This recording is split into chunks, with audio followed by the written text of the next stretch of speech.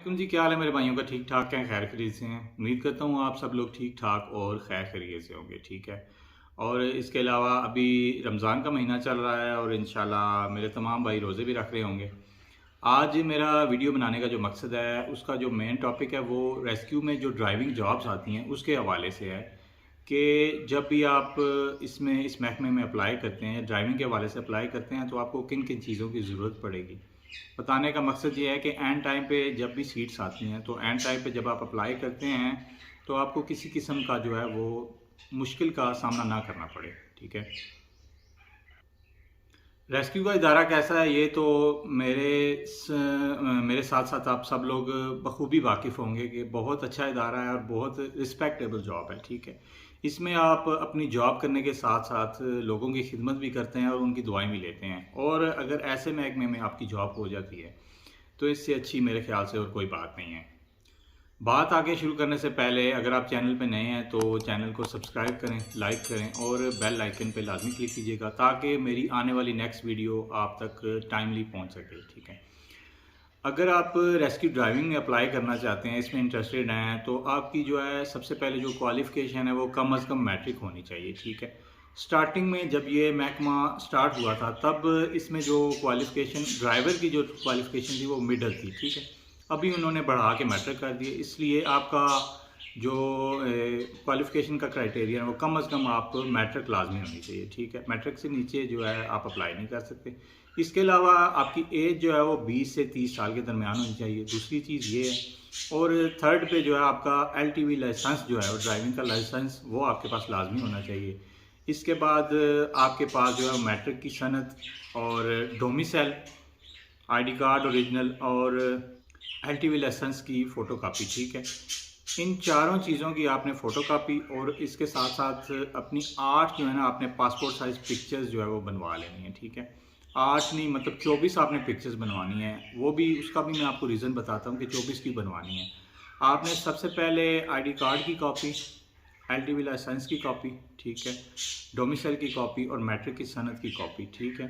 इन सब की एक एक कॉपी करवा लेनी है, मीन के 3-3 कॉपियाँ करवानी हैं। और 8-8 पिक्चर्स, मतलब ये आपने 3 सेट बनाने हैं, ठीक है। मेरे ख्याल से आप मेरी बात समझ गए होंगे कि 3 सेट बनाने हैं इन सब चीज़ों के, ताकि आपको जो है एंड टाइम पे आपने सबसे पहले जो है, सबसे पहला जो सेट आपने भेजना है वो जब आप ऑनलाइन अप्लाई करेंगे और आपको उनका जो है बैक रिस्पॉन्स आता है कि आप अपने डॉक्यूमेंट्स भेजें, तब आपने फर्स्ट जो है वो सारी कॉपियाँ अटैच करके साथ 8 पासपोर्ट साइज़ पिक्चर्स लगा के आपने उनके दिए गए पते पे सेंड कर देनी है, ठीक है। इसके साथ साथ इन कॉपियों का जो सेकंड सेट है वो आप जब इंशाल्लाह अल्लाह आपको कामयाब करे, आप कामयाब हो जाते हैं और इंटरव्यू देने जाते हैं, वहाँ पे जाके आपने सेकंड सेट जमा करवाना है। थर्ड नंबर पे जब आपकी इंशाल्लाह सिलेक्शन हो जाती है, तो आपको इसमें शायद आपको पता होगा कि 6 मंथ का जो है वो रेस्क्यू की ट्रेनिंग होती है, ठीक है। लाहौर ठोकर न्याज बेग में वहाँ पे 6 मंथ की आपको रेस्क्यू की ट्रेनिंग दी जाएगी। वहाँ पे जाके आपने जो है वो थर्ड सेट जमा करवा देना है, ठीक है। और उसके साथ साथ 6 मंथ की आपको ट्रेनिंग दी जाएगी। उस ट्रेनिंग में क्या क्या है वो भी बेसिक चीज़ें हैं, मैं आपको बता देता हूँ। कोई इतनी मुश्किल चीज़ नहीं है, ठीक है, बेसिक चीज़ें हैं। मीन के सबसे पहले जो है वो आपको 1 मंथ जो है वो मैं इसके मेडिकल के हवाले से ट्रेनिंग दी जाएगी, ठीक है। उसके बाद नेक्स्ट मंथ जो है वो आपको फायर के हवाले से, रेस्क्यू फायर एंड सेफ्टी के हवाले से ट्रेनिंग दी जाती है। थर्ड पे जो आपका आप अपना स्किल आ जाता है, ड्राइविंग के हवाले से ट्रेनिंग दी जाती है, ठीक है। और इन्हीं चीज़ों पे जो है वो आपके पेपर्स होते हैं, वहाँ पे छोटे छोटे सिंपल टेस्ट होते हैं, मीन के आईक्यू टेस्ट होते हैं, ठीक है। उन्हीं पे आपको 1 मंथ, अगर आप इसकी मेडिकल की जो है वो ट्रेनिंग करते हैं, 1 मंथ ट्रेनिंग देते हैं, 1 मंथ के बाद आपसे जो है वो उसका एक पेपर लिया जाता है, शॉर्ट सा पेपर लिया जाता है, कोई इतना मुश्किल नहीं होता, ठीक है। उसमें जस्ट जो है वो येस नो आपने करना होता है उस पेपर में, ठीक है। और उसके बाद नेक्स्ट मंथ जब आपको ट्रेनिंग जाती है फायर एंड सेफ्टी की, ठीक है, वो ट्रेनिंग 1 मंथ वो हो गई। और थर्ड मंथ में आपसे जो है वो रेस्क्यू ड्राइविंग के हवाले से जो है वो ट्रेनिंग दी जाती है। इन सब के साथ साथ आपसे गाय बगाए पेपर लिए जाते हैं, ठीक है।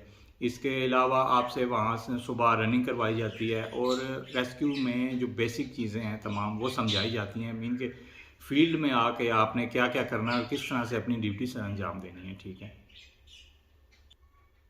इसके अलावा ट्रेनिंग के दौरान जो है वो आपको सारी सहूलतें प्रोवाइड की जाती हैं। उधर वहाँ एकेडमी में आपको रिहाइश भी दी जाएगी, 3 टाइम खाना भी दिया जाएगा, यूनिफॉर्म, ठीक है।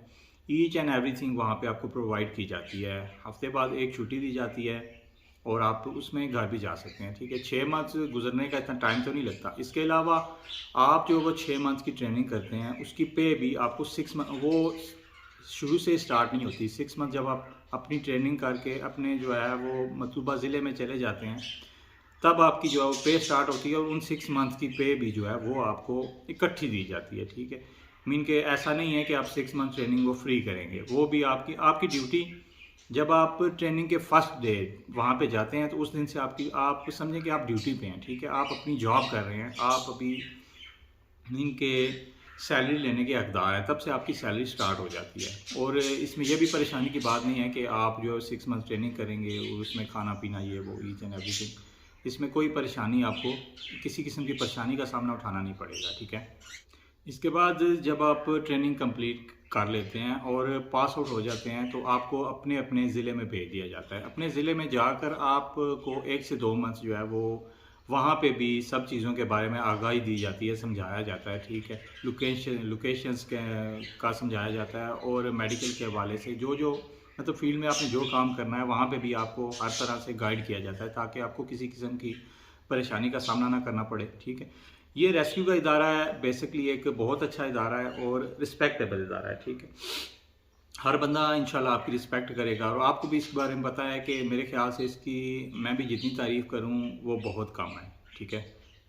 इसके अलावा आपको मज़ीद इसके बारे में जो भी जानना हो आप मुझसे नीचे कमेंट कर सकते हैं, मैं उसके बारे में वीडियो बना के आपको मुकम्मल तफसील से समझा दूंगा। अगर आपको किसी किस्म की कोई बात समझ नहीं आई तो आप कमेंट करके मुझसे पूछ सकते हैं, मैं इंशाल्लाह अपने हर भाई के जो है वो मैसेज का रिप्लाई करूँगा, ठीक है।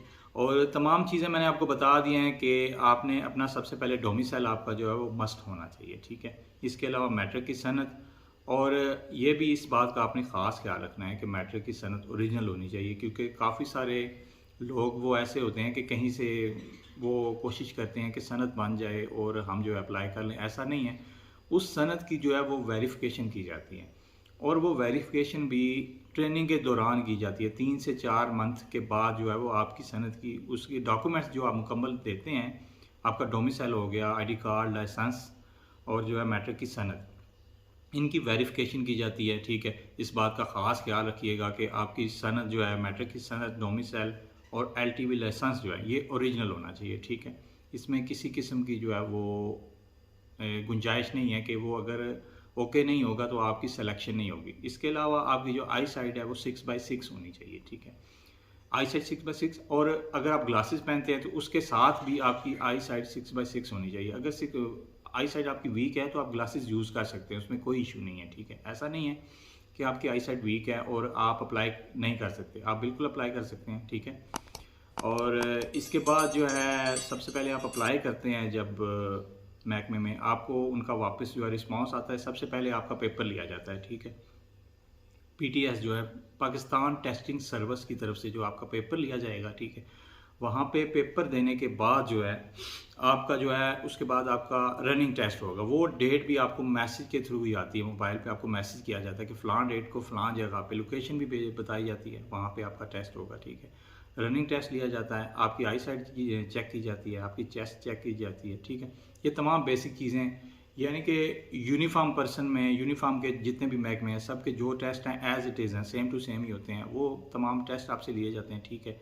सिट अप, पुश अप, उसके अलावा रनिंग, आई साइड, ठीक है, आपकी चेस्ट, ठीक है, हाइट चेक की जाती है, 5 फुट 8 इंच जो है इसमें हाइट बताई गई है, ठीक है। ये तमाम चीज़ें चेक करने के बाद जब वहाँ से आप सेलेक्ट हो जाते हैं तो मेन जो है वो आ जाता है। उसके बाद इंटरव्यू की डेट दी जाती है आपको, लाहौर में इनका जो है एकेडमी में इंटरव्यू लिया जाता है आपका। उसके बाद इंशाल्लाह खुदा अल्लाह करके आप जो है सिलेक्ट होते हैं, ठीक है।